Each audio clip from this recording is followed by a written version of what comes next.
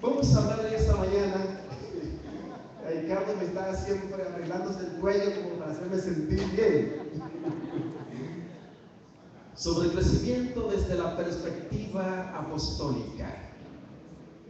Crecimiento desde la perspectiva apostólica. Es interesante mirar la manera como la iglesia creció desde esa perspectiva. Hay diversas teorías de crecimiento de iglesia en todo el mundo. Las universidades cristianas han presentado diversos programas con centenares de teorías que han invadido al mundo religioso con respecto a crecimiento de iglesia. Todo eso parece muy bueno.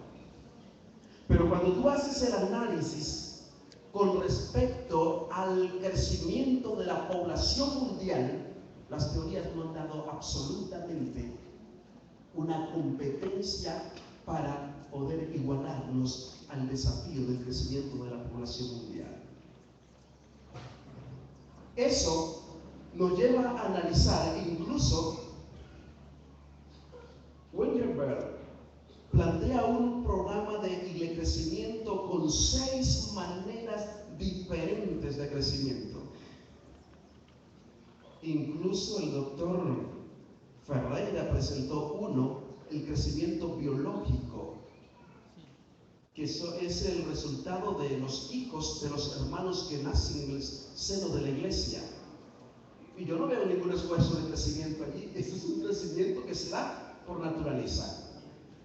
Está el crecimiento por conversión, que es el promover un conocimiento pleno de Dios en una vida o una experiencia de fe de cada persona. Pero también él presenta el crecimiento por puentes, que son los contactos que nosotros tenemos en la red de amigos. Este es un crecimiento que nos ayuda un poco a desafiarnos. Y está también el crecimiento por expansión, cuando los creyentes se extienden hacia el mundo exterior. Él presenta también el crecimiento por transferencia. Y eso no es crecimiento, porque se requiere el traslado de un miembro de una congregación a otra congregación. Y mientras en la congregación donde hacen la recepción de ese miembro, en la otra de donde él viene, se resta. O sea que mientras se suma aquí, allá se resta. A nivel de la iglesia mundial no hay crecimiento. Pero es un tipo de crecimiento que es presentado por esta teoría. Y está el crecimiento interno, que todos también debemos buscarlo. El estudio de la Biblia, la oración, el adiestramiento y disciplina requerida en el proceso de la edificación del carácter.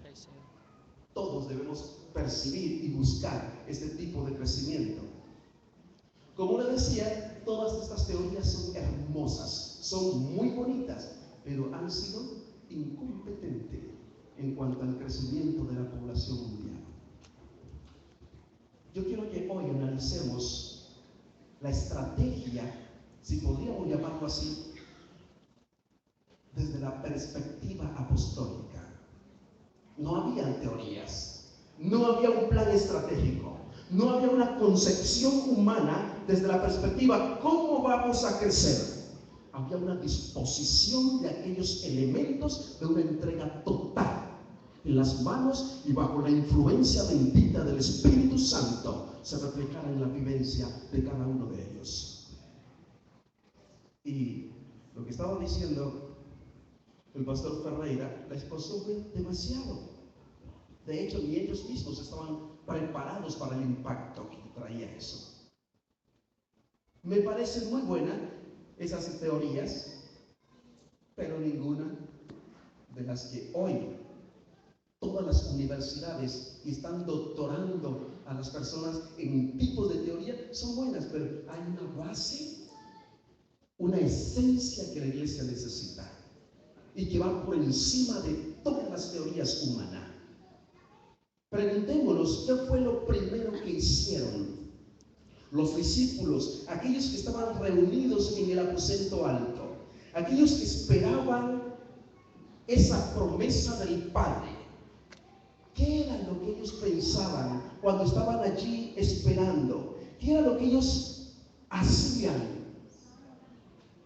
¿Qué hacían? Estaban unánimes. ¿Qué más hacían? Cantaban. Ese era algún grupo desempleado que no tenía ninguna agenda para realizar en su casa o para mantener a su familia. ¿Qué hacían? ¿Qué hacían allí? Compartían. Vamos a pensar un poco el crecimiento de iglesia desde la perspectiva de ellos.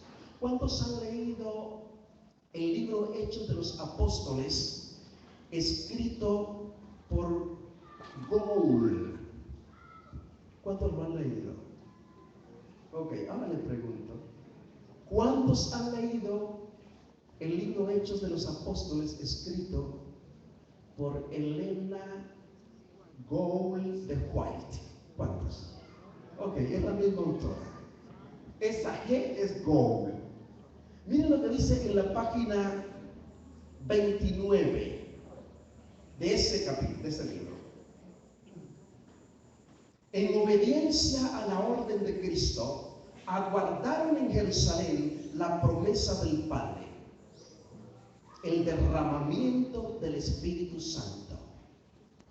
Estas personas, sin importar la agenda de compromisos que tenían, porque tenían compromisos, sin importar su proyecto de vida, su plan de vida personal, social, familiar, dice la historia que ellos esperaron porque había en ellos prioridades. Por encima de los compromisos había algo que ellos necesitaban para impactar al mundo.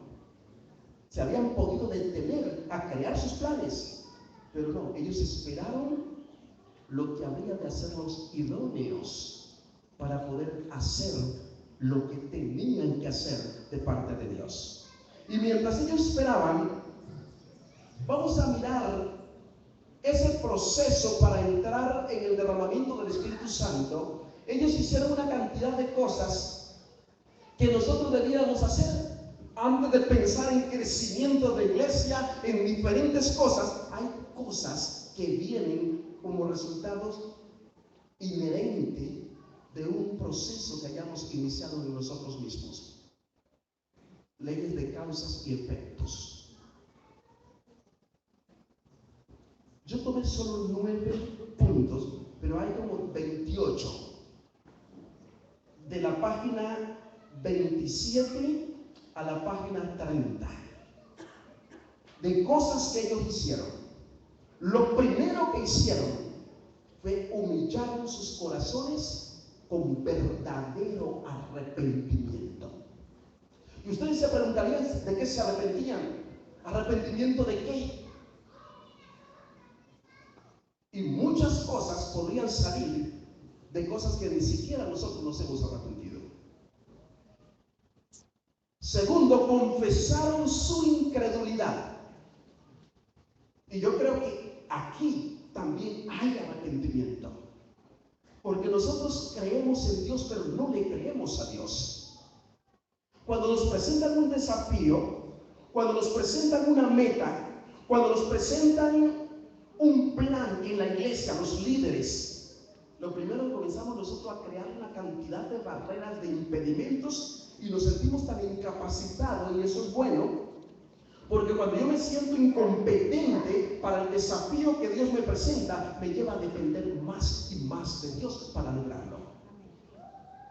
Pero a veces incredulidad, no creerle a Dios de que el desafío que la iglesia nos presenta, que los líderes nos presentan, lo podemos hacer con su ayuda. Porque Él dice: yo voy delante de vosotros, yo allanaré camino, yo romperé puertas de bronce, volveré pedazos y le daré los tesoros muy guardados. Por lo tanto, para Dios no hay nada imposible. Él es especializado en lo imposible.